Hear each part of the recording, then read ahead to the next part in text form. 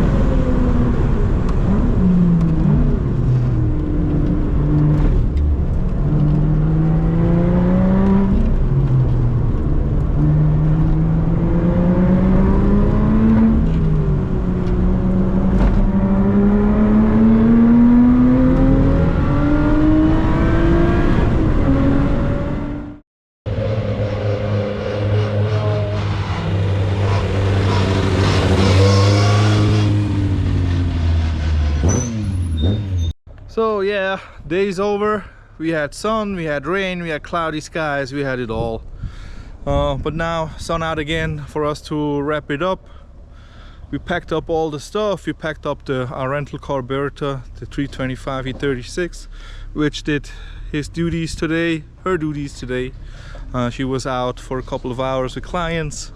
Then I took her for a spin, so it's all good. Yeah. I hope you'll be here in August. We'll be back here at Anneau Rhin on the, I think, the 23rd and 24th of August for a 2-day, for a whole weekend, so Saturday and Sunday, which will be super nice. So I hope you'll be there too. If not, make sure to come by another one of our events. And in the meantime, make sure to like, subscribe, and comment down here.